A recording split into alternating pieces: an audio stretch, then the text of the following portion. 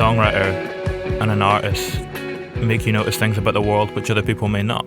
That's a good question. Yeah, I think maybe I'm just like a hyper sensitive, hyper inspired person, and from what I've learned with my little experience, that just seems to be a common thread with a lot of artists, is that they're actually just really sensitive people, for better or for worse. And so I just tend to take a lot of things personally, and that helps me write music and to feel things deeper, and then eventually, to write songs that help people experience their emotions and understand them. I don't know. I think I just really, I'm really sensitive and easily inspired by things. It helps me write songs. So I don't know if it's like I'm more tuned into reality or something. I'm probably less tuned in as an artist, but yeah, there's just a lot of ways to look at it. I guess in the same way that people have different capacities for understanding, like what you're saying there, people have different capacity for emotion as well.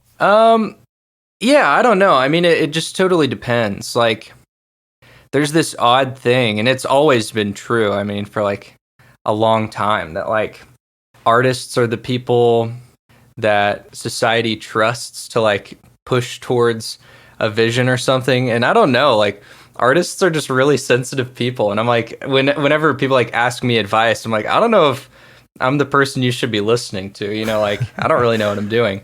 But yeah, it just totally depends. Every story is different. Does that, what you're saying there, does that self-doubt kind of tie a little bit into the idea of being more sensitive and kind of emotionally in tune? Oh, I would definitely say so. Yeah, I would definitely say that. Have you always had self-doubt in that way, or is it something that kind of comes as you grow a little bit older? I would honestly say it's kind of reversed. Like, it's disappeared quite a bit over the years. And it's not like I'm like, manically like anxious or something. Like, I know that's something a lot of people actually psychoneurologically struggle with. But I think the way my brain kind of processes things and, in return, the way that I approach writing and making music is I'm just obsessed with context and making sure I know like every detail about anything. Yeah, I don't know. I think I try to look on both sides of everything, if that makes sense. Like context in terms of how a particular part of song is framed in comparison to the rest of the song, or even like how a particular song is framed in context with the rest of the record? Yeah, absolutely. Yeah, I'm obsessed with like continuity in albums. How does that function for something like TikTok then? Because you've obviously had a little bit of success there, and that's something that's kind of taking a section of the song out of context, and people are still resonating with it. Yeah. It is crazy. I mean, to be totally honest, I'm not sure about TikTok. It's such a strange platform, and there's a lot of great stuff, but it's just like, it is the complete like essence of overstimulation and technology.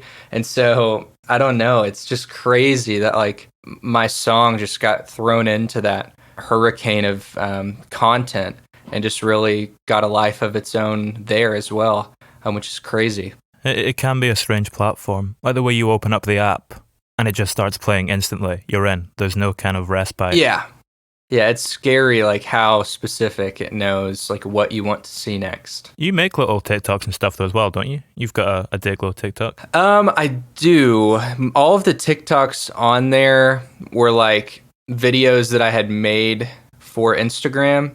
So I haven't like gotten the app and then made a TikTok, Yeah, they were like pre-edited videos. It's just a way of kind of getting that video to more people, I suppose. Yeah. I mean, speaking of video and kind of film, what can you tell me about the film He Ate the Chip? Oh my gosh. Yeah, that was a deep dive. Sure. He Ate the Chip, I thought was taken off of YouTube many years ago, but somehow, a fan found it and reposted it. Which, is funny, but I don't know how they found it. But anyways, I used to love like filmmaking, and I thought maybe I would do that in college and beyond. I thought I was maybe going to do like advertising and enter that whole world. But He Ate the Chip was a short film that I made with some friends for this festival for high school students called the All American High School Film Festival, and it like was really good for a resume if you wanted to go into a film school. So we just kind of made it, just like wrote it completely randomly, filmed it, and then it made the film festival, which was really awesome. And that's really like probably a big reason on my resume why I got into the University of Texas. But yeah, a weird little video. When did you write it? I think I was like 16, halfway through my junior year of high school, just with some of my friends, just goofing around in my backyard. And you filmed it all yourself as well? Yeah, I had a friend, like it was me and 3 other guys or something, and we all just like made it together and then, did all the editing and stuff. Have you always had that desire to make stuff in that way and kind of do it yourself, the same way you do with music? Definitely. Yeah, I grew up in a small town in Texas. There was no sort of creative scene. I'm sure when you think of Texas, like maybe you'll think of like Friday Night Lights or something, or it's just like a small town like football kind of thing, or American football. It's just like so true in the town that I grew up in, because it's just like everybody loves football and nothing else. And I just felt isolated being a person who wasn't interested in that and just like wanting to make music and just videos and having fun and being creative. And so I grew up just watching, and I still watch YouTube all the time, but just like that fun, creative energy I've always loved. So I used to make lots of little videos and skits, making songs. I'm just obsessed with like making stuff. Does that carry into the music videos now? Yes, yeah, absolutely. Originally, the first handful of music videos I did, I just, recorded with a tripod at, my parents' house and edited them all myself in Final Cut and iMovie. And just kind of started out that way. And now I have help with directors and animators, but all the ideas are still, they come from me, and I'm still really involved. Does that collaboration feel different to the way you kind of craft your own music? Because obviously, you work and produce the music all yourself, but then when you're going on to work on videos, you have other people come in to help execute your idea. Does it feel like quite a different creative process and experience in that way? It's definitely different. Yeah, I'm very, anything I create is just really personal to me. And so it's just weird. I've always been really weird about letting other people do anything, which is a bad thing in some ways. I need to kind of let go and let other people do what they're good at, and like it'll eventually make better art. But I've just been really picky all of my life about what I let go, because I want what I make to be personal and something that I'm just really, really proud of. And so it's been really strange, like handing over anything. Like I have 2 managers who are absolutely awesome. And they're like incredible and really like veterans in the music industry. But like there's still things where I'm like, I want to answer the email, like I want to do, and I need to let go some ways where it's like, why am I holding on to that? Yeah, I just grew up having this idea that artists in any capacity were just like involved in everything. And, the more I've existed in the music industry, the more I've realized that that's really not the case, that it's pretty rare for someone to be involved with everything, because it's very stressful. So nobody really wants to do that, but for some reason I still do. Does that tie into maybe the isolation you were saying you had a little bit of growing up? Like if during your formative years you've kind of been used to doing everything on your own, does it maybe cement it a little bit in your mind as the way you like to work? I think so. Yeah, I mean, I'm definitely by nature like a workaholic and perfectionist. I just love to make sure that things are just like the best they can be. I feel like in my head, I convince myself if I'm fully involved, then if it's terrible, it's totally my fault. But if it's awesome, then I can take all the credit, So that's just like my deepest nature saying that. That sounds kind of narcissistic. And I've let go of it, but, just being totally honest, that's probably what my brain is going through.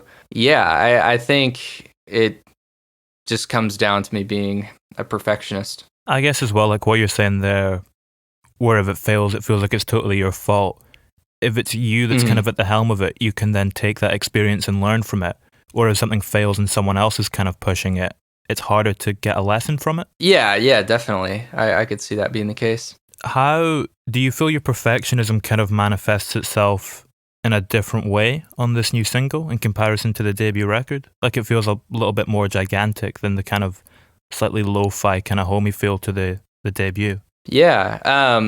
Well, thank you. That's definitely part of the goal. Yeah, something that I love about being in creative control in regards to music, that every record, technically, if you look at it from a sonic viewpoint, someone who's like an engineer, every album that I make next is technically going to be better because I'm figuring out how to do stuff, So like when I first recorded Fuzzy Brain, I had no gear really whatsoever and didn't really know how to mix anything.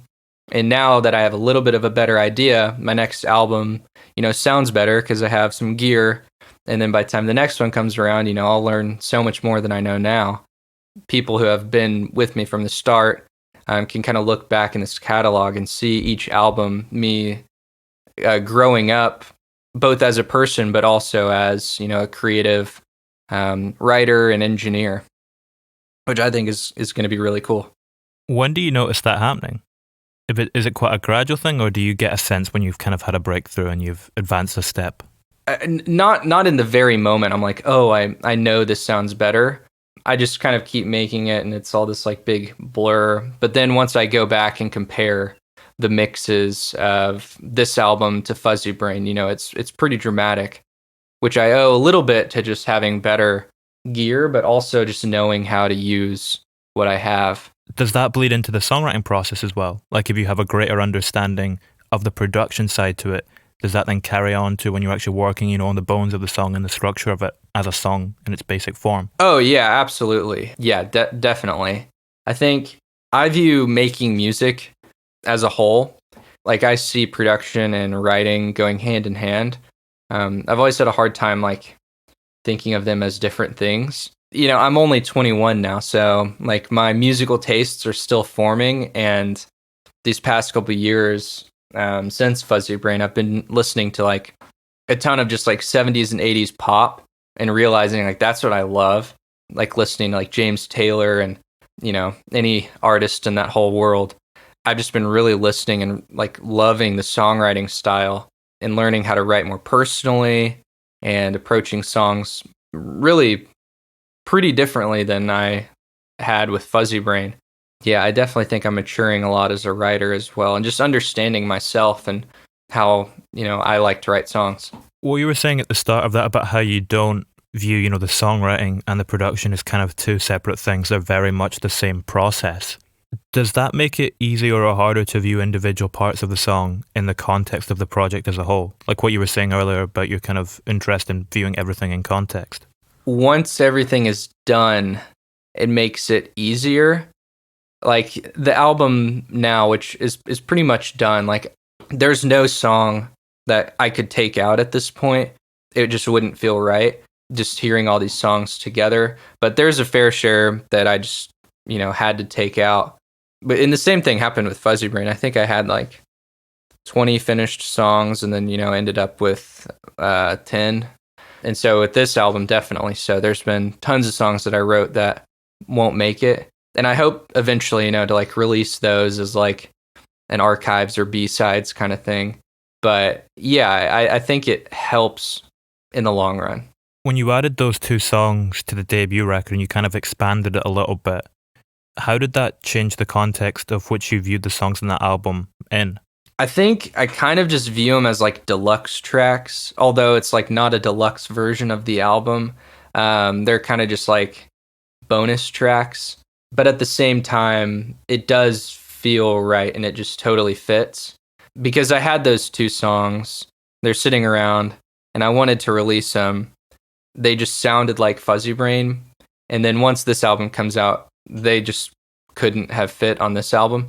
So I thought it made the most sense to let them, live with the other Fuzzy Brain songs. Had you written them at the same time as the rest of the album, or did they come after it was finished? I had written them and recorded them at the same time as the album. I had decided originally that they weren't going to go on it, so I didn't finish mixing them. So I finished mixing a little bit after. But they had been written at the same time. Did the fact that the album had already come out and you kind of had a clear view of this thing as a whole impact the way that you mixed the other two? A little bit, yeah. I tried, like I had learned a little bit more by the time I was mixing Nicknames and Listerine, but I didn't want to just like have it sound dramatically different.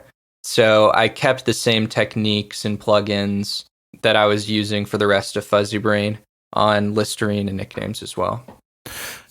Did they kind of tend to take more or less mixes then than the rest of the songs on the record? Listerine, I mixed a lot of times. Nicknames, Nicknames is kind of a blur. I remember just like not feeling that sense of like, oh my gosh, like this is going to be terrible or something. Like there's just always this existential crisis that I experience when I'm finishing a song. And with Nicknames, I just never felt it. I was just proud of it. I thought it was good. But with Listerine, there were a couple moments where I just like drove myself crazy mixing it, you know. Have you managed to figure out why it was that you didn't have that crisis on Nicknames? Yeah, I probably just like did less. I probably just mixed less because I get so focused on little details that just do not matter, that no listener is going to like care about. And so with Nicknames, I just didn't do as many effects and just tweaks. Where with Listerine, I got, pretty carried away. What's the record number of mixes for a track? Man, on the new album, there's been... I honestly stopped numbering them. I just started dating them. So I'd have to go back and count. But Close to You... And the rest of the album I've mixed a lot of times, but Close to You probably had 50 something bounces, like separate from the very first demo to the final mix. Probably 50 different times I exported it. Can you still hear the spark of that initial demo in like the 50 something mix by the time you get there? I think so. Yeah. Until a song is released, I can listen to it over and over and over. Because I'm just really focused on like, is there anything I need to change before other people hear it? And so I was listening to Close to You multiple times every day, just like focusing. And there's actually one thing on the final master that I was like, oh my gosh, I completely forgot to do it. There's like a clap on every like 3 or something. I'm blanking on the musical term, but there's like this echo that's supposed to be on it, and I exported it without listening to the one that I went to get mastered by someone else. And I realized after listening back to that master that like I forgot to add the clap echo. Oh man. And I realized this like weeks later, and I was like, oh my gosh. But that's just, a little fun way that I guess I'm letting go of my pride, because that doesn't matter. Like nobody cares. It's crazy how many details, I care about that, nobody else will. Does it tend to get more or less detailed as it goes on in the mix? Like, are you stripping more things out or adding more things in as you progress with it? I guess it totally depends. I think more often I'm probably adding more, but there's definitely times where I go in and just like strip away. Usually once I really realize that like I love this song, this is going to be something I finish and release, I'll go back and re-record most of the parts and just like tighten it up, make sure they're the best takes that they can be. So that kind of gets rid of the sloppiness, because a lot of this album, I think almost everything, like all the synths and stuff, are all analog. So I was recording and playing it myself rather than, MIDI stuff, which there's a little bit of that. And I timed it afterwards as well. But I don't know. It just depends on the song, I guess. Yeah, I guess you're kind of just strengthening the core of it when you're doing that, kind of going back and re-recording. It's interesting though, because a lot of them do feel quite simple in their construction. So it's an interesting juxtaposition that it takes like, 50 odd mixes to get them to that point. It's almost like the simplicity is just the tip of the iceberg. It's a little bit deceiving from a listener's point of view. Yeah. I wish I would do less mixes. And I think I'm getting to the point where just like the first mix is just going to be better. I think especially with this album, because I mixed it myself, usually what an artist or producer would do is like you do have that like maybe fifth mix, and then you send it to someone else to mix it, and then they're a professional engineer and like they've been doing it for years, and those are the mixes that I'm referencing. So I'm thinking like, oh my gosh, my mix as a 21-year-old needs to sound exactly like this person's. So that's just like I gotta let go and realize like this is not going to be perfect. There's always going to be someone doing something a little bit better than you. But yeah, I don't know. I guess it all depends. But I'm hoping I can get, a little bit less mixes out of it. I mean, with this new single, Close to You, can you hear that song as a whole now? Or does your ear always begin to kind of hone in on those little individual elements like you were saying there, about the clap sound and stuff like that? Can you just listen to it as a song, or? I think I listen to music pretty detail focused. Like I worked on that synth sound for a while, just the main hook, like keys section, and that was all live. But I recorded that the very first day. So that take I never replaced. And yeah, just kind of made this whole jam track, but then got obsessed with all of the engineering and mixing afterwards. But yeah, I guess it just depends on the song. Did the soundscape of that take more to work out, or the actual kind of narrative core at the center of it, lyrically? The soundscape, for sure. I just really wanted it to sound like a modern indie take on like a, Whitney Houston song or something, excluding, her vocal performance. There's nothing that I could do to remotely, be vocally, like Whitney Houston. But yeah, just listening to like, Thriller or something, Michael Jackson, and that sort of pop production is what I was really focusing on with Close to You. But yeah. So do you kind of pin the narrative of it down first and get that wrapped up and then advance onto the soundscape, or do they kind of intertwine throughout? It kind of intertwines, yeah. I wrote the song, the instrumental first, which I usually will write an instrumental first. The lyrics came, like maybe halfway through, and then the last half is all just mixing. When the lyrics arrive, does that change the feeling you get from the instrumental in any way? I think with Close to You, it definitely did a little bit. Like the falsetto call and response hook, I think made it sound a lot like sweeter. And then after that, I did a couple more synths with little sparkle things going on. So I think so. Yeah, I think it did change it a little bit. It's got I know you've kind of spoken before as well about the 80s kind of references that have infused it. It's interesting because when we look back to a lot of the 80s pop, similar to your first record, there's a lot of optimism about it, which is maybe not as present in modern pop today. You look at someone like The Weeknd who's channeling similar 80s influences, but it's a lot darker. Is it harder to kind of find an emotional tension when you're working with that optimism? I don't know. I feel like there's definitely a lot of tension because how much pop isn't optimistic. It kind of does feel like, I'm working against something, like I'm working against what most music, is tending to talk about and the emotions that they're giving, in their music. And also, like, I love The Weeknd. Like, I love sad music. I love I love me some Phoebe Bridgers and Connor Oberst. That's like, he was one of my favorite writers, throughout like high school and stuff. Can be a bit of Bright Eyes. Oh yeah.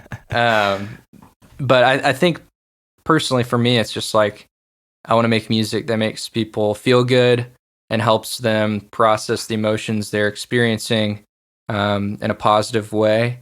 I don't know. I think that really drives me and keeps me emotionally attached to what I'm saying, and just ultimately makes me careful about, what I'm saying and the music that I'm making. Careful in what way? Just recognizing the emotional capacity and power that music has, which I honestly fully didn't realize until Fuzzy Rain was released and started getting attention, that, I would get these messages from people who are like, this music really means a lot to me. And I'm like, really? Like that's crazy just to know that music has this power really to help people emotionally on a really, really deep level. And so I think there is a certain responsibility for any creative or artist that's making and helping people process things emotionally, just thinking about the direction you're helping them. And so if I can positively help people with their emotions and how they treat other people through making pop music, then that's a pretty crazy phenomenon. Is that partly what fuels the perfectionism as well? Because you have to get it that specific so that it can play that role in people's lives? I would definitely say so. Yeah. So it's all worth it in the end. Yeah, I would definitely say perfectionist comes from that. Do you ever think about the impact it could have on people's lives when you're maybe at quite a tough part of the process and it's really getting to you and kind of stressing you out? Yeah, I think anyone can be forgetful about, anything. And so there are times where I am completely engulfed in the gear and like the mixing, and I'm just like, oh, like I need to fix these frequencies or something, and like there's no low end in this song. And then I'm like, well, this is not what it's about. It's, although it's fun and I am like a music nerd, when it comes to mixing and engineering, like this isn't about, all of that. It's about, making this music and the connection with the listener. And yeah, so there's definitely days where I forget. It's funny how you always, view everything in the songing context, but then it can be difficult to view your kind of role in the music you're making in the wider context of the world in that way. What you're saying. Yeah, it is a paradox. With the new single as well, were you honing in on one specific experience, or was it kind of drawing from a collective of things and a particular feeling for you? I tend to write music like half personal experience, half like thinking about the listener and what they possibly have experienced as well. Because like I was talking about, I'm like super hypersensitive, so there can be a really small moment that I'm just able to write a lot about. And so I was thinking about just that feeling on Close to You, that feeling of like not saying hello to someone that you wished you would have, and you were kind of like pumping yourself up like all day about like some party or something at the night, and like you didn't do what you were planning on doing, or like I don't know. And so I was thinking like that's something probably everyone's experienced in some capacity at some point. And so just knowing that it's relatable helps me write about it, because then you can look at a lot of different angles and think about hypotheticals. And it's a very kind of small, intimate, specific example of quite a broad feeling. Like it's basically tapping into the idea of regret.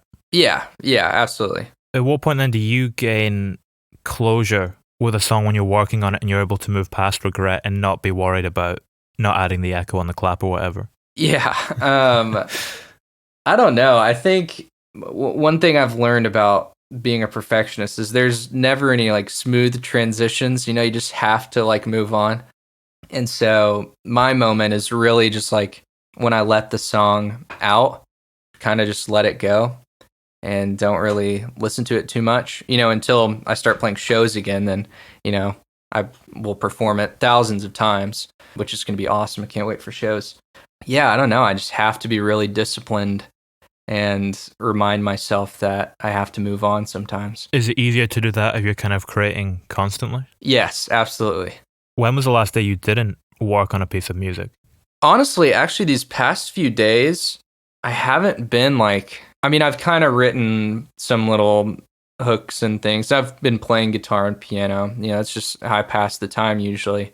But I haven't been focused in making music for like the past week, and it's been awesome. Yeah, I need to take breaks, I think we're kind of hardwired to be that way. Like we need breaks. Yeah, this past week hasn't been necessarily writing music, just kind of been reflecting, which has been really nice.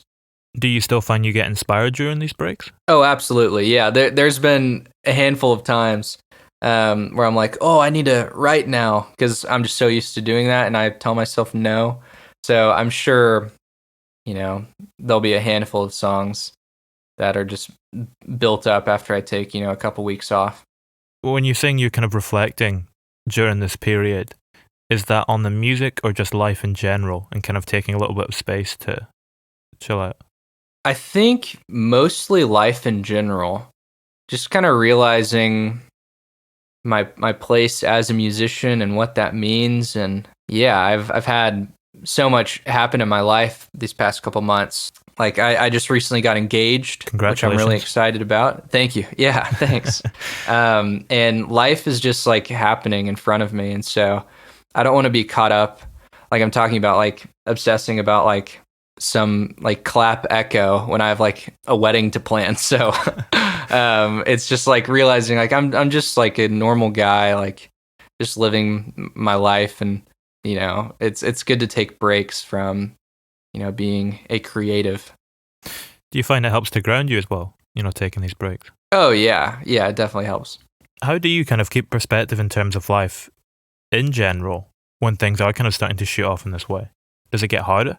I love being busy, and I love like having big things happen all at once. So I don't know. I think it burns me out sometimes, but I love just like being busy. Like I've always just felt older than I am, and that's been true since I was like 11. Like everybody around me has always said I'm like, you know, an old soul or whatever. And I'm not, you know, like claiming that I'm like, you know, the wisest person alive or something, but there's definitely been just a lot of moments in my life where I just keep myself busy and I'm taking all these steps. I don't know. I'm just growing up. Is that kind of why you started making music at 10 then? This idea of being a little bit older than you are? Because that's a young age to get working on GarageBand. Yeah. It's crazy to look back and think like, you know, I was writing these love songs, you know, at like age 11. And to look back at them, I'd be like, oh my gosh, you know, like I was definitely an 11-year-old, like writing music. Yeah, I don't know. I'm definitely more of a introvert than I think I realize. Like I love meeting people and talking to people, and like I love to be around people, and I'm definitely not like shy, I don't think. But when it comes to like rejuvenating and growing, I find that the best times are actually when I'm being really introspective in introverted ways. And so my life has just kind of always been that way, where I grow and learn the best when I'm just kind of on my own. I mean, songwriting is kind of an inherently introspective act, isn't it? Oh, yeah, for sure. I guess in another way, though, like you're saying that you try and think, half the time you try and spend thinking about other people's experiences who might be listening to the song, does that then enable you to kind of view your own experiences in a different light while still being introspective? I think so. Yeah, I definitely think so. Yeah, it just kind of all depends on the song and you know, how the listener interprets it. But yeah, it's definitely helpful. I think we're designed, you know, to be around other people and learn from other people. That's essentially how we learn anything, you know, is by someone else experiencing it or figuring it out first. Or if we learn something, you know, we share it with someone else. It's just kind of what being a human is. So we desperately need other people. Did you learn from other people when it came to music as well? Like, would you look at the structure of music you loved growing up and try and analyze it a little bit and figure out how they did that? Definitely so. Yeah, I'm very analytical when it comes to listening to music. I think what's different about my approach is I never really had like a personal coach or teacher or instructor of any sort with music, or anybody else like learning about music as well. So I was analyzing songs and songwriting and how to play instruments and mix, but I was just doing it from my own lens. So nobody was really telling me how to look at it. It was just kind of like me looking at it myself. But somebody else had to make it first. So it's not like these are my own ideas, but it's kind of like my own approach, if that makes sense. I mean, with the How I Made videos as well that you put up, does unpacking the song in that way and kind of analyzing your own work teach you things or kind of prompt revelations that you wouldn't have otherwise? I think definitely so. Yeah, it's very funny, just like looking back at songs and seeing how I've changed things. Because I mean, we have to like look back sometimes in our lives and realize, how we've changed to realize that you're changing. Yeah, there's just so many things that I used to do, engineering wise, that I just wouldn't even think to do anymore, and that's just all part of discovery and learning as you just kind of experiment. Is that kind of why you leave a little bit of time after the songs have been released before you make those videos? Do you kind of need to leave that little bit of space to get that element of reflection? I think so. Yeah, definitely. I mean, kind of following on from that too, when you put out the new single at the start of this year, did that have any impact looking at that when you then look back at the first record and the music you put out then? Does releasing it force you to kind of frame the other stuff in a slightly different context and have a different understanding of it? Yeah, absolutely. Now that there's just another song out, it just really does feel like a brand new chapter. And Fuzzy Brain now feels like my first album rather than like the album I have out. It's really strange how it just immediately kind of changed in my mind the purpose that it serves. I mean, I was watching one of those videos and you were speaking about varsity and how you kind of forced yourself to do it in a specific amount of time so that you didn't overthink it. Mm-hmm. Is that a technique that you've since employed again, or are you kind of just allowing yourself to run free with it now? I think every once in a while I'll do, that same thing where I'm like forcing myself to not overthink something because I know that I will, Yeah, it all just depends on the song and the time and the point that I'm trying to get across. When it comes back to we were speaking about the introvert extrovert thing a little while back. Can you see different parts of songs kind of tapping into either side of your personality? Can you see songs that are or parts of songs that may be coming from the slightly extroverted side to you and some that are coming from the very much introverted? Definitely. I definitely think so. With Fuzzy Brain specifically and this next record, I kind of try to do like half and half, where there's like kind of two sides of the album. Half of them is kind of just like other people and experiences with other people.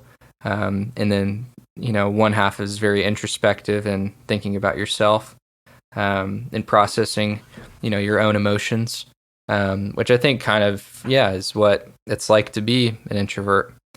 But I think definitely both sides are served in the context of the full album. Where do you gather those stories for other people's experiences? Where do you kind of pull from for that? Sometimes it'll just be like a friend, like a conversation I'm having with a friend, or knowing something that they're going through. It could be like something I saw on TV or watching a YouTube video and just hearing like an experience someone else had. I don't know. I'm just kind of always keeping my ear open to hear, a new story. But yeah, just kind of everywhere. Do you ever listen to like people talking on trains or anything? Kind of have a little bit of a butt into someone's conversation? Fly on the wall? Yeah. Probably. There's probably been a couple times where I like overhear something. I'm like, what in the world are they talking about? But yeah, it just depends. Like, I feel like everybody's kind of doing that all the time, really. Like, social media kind of is just like eavesdropping, but it's like socially acceptable because everybody shares it. I don't know. It's just like this weird thing where like everybody knows what everybody else is doing. So I have less and less times in public, like especially now, like in a pandemic, I'm really not around strangers too often. And if I am, I can't hear what they're saying because they're wearing a mask. But yeah, I don't know. It just kind of depends. But I mean, social media almost becomes like a window into an alternate life, because it's a very kind of curated version of it, kind of polished up, cleaned up version of someone's life. Yeah. Not the kind of real, authentic thing.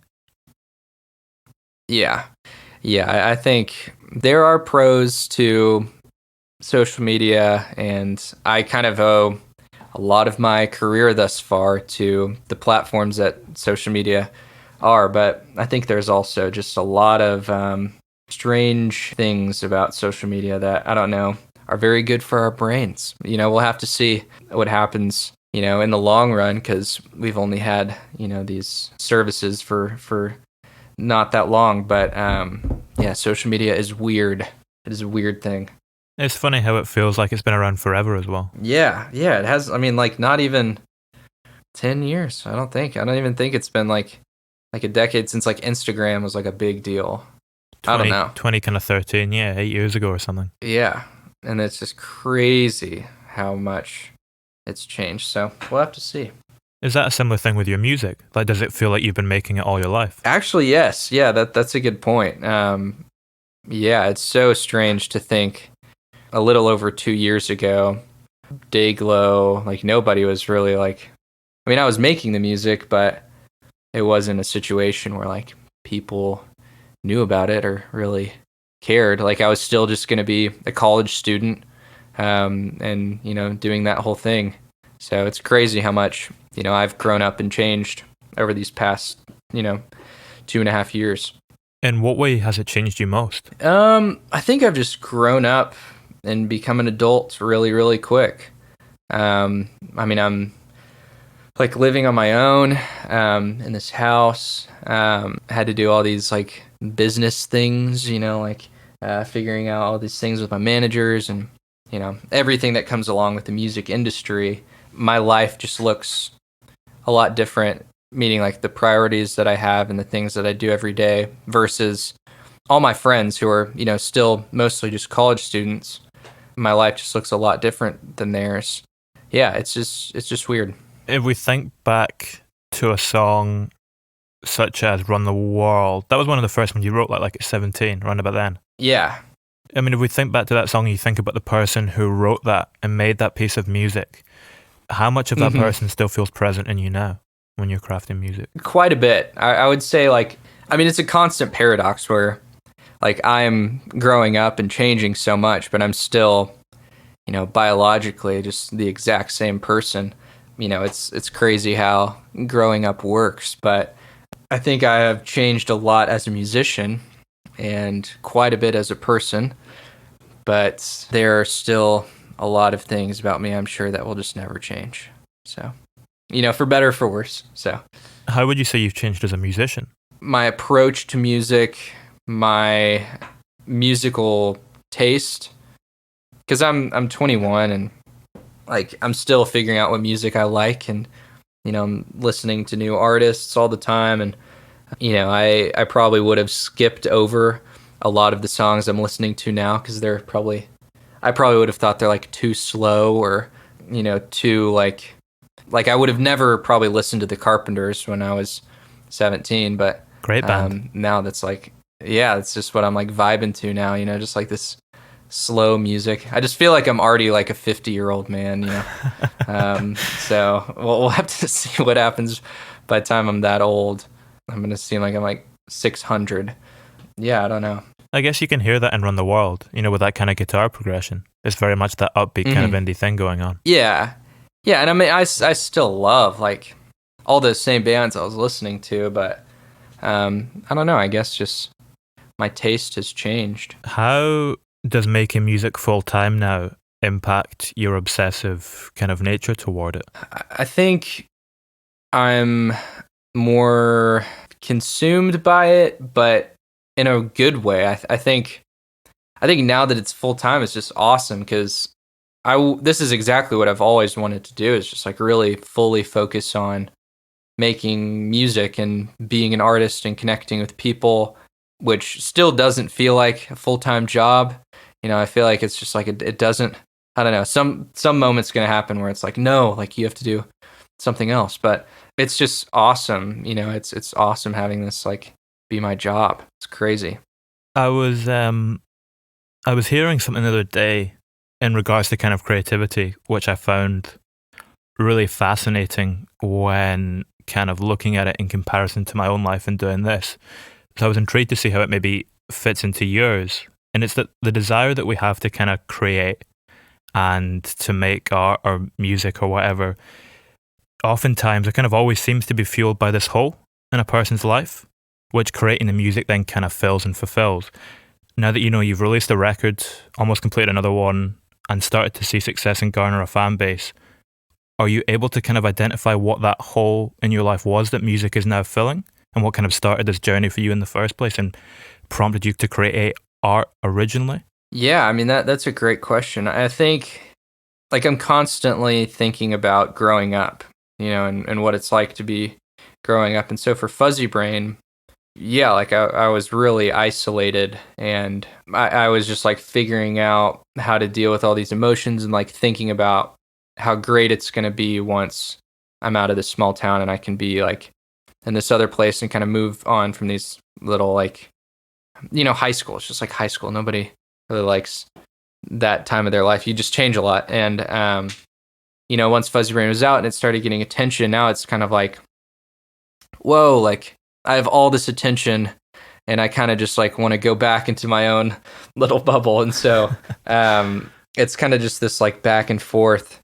I don't know, always craving the next thing, which fuels, art. I always have to have something to write about and that I'm feeling. So it's good that I guess the hole isn't completely filled. And maybe one day it will be, and then I'll just like, I don't know, become a farmer or something. Yeah, I think I'm always just like looking at the next step and the next thing I'm going to talk about. Do you think you'll be able to keep creating art if that hole is filled? I don't know. I guess we'll have to see. But I think the answer probably would be yes. Like I don't think there's ever going to come a day where I just fully stop like, creating stuff.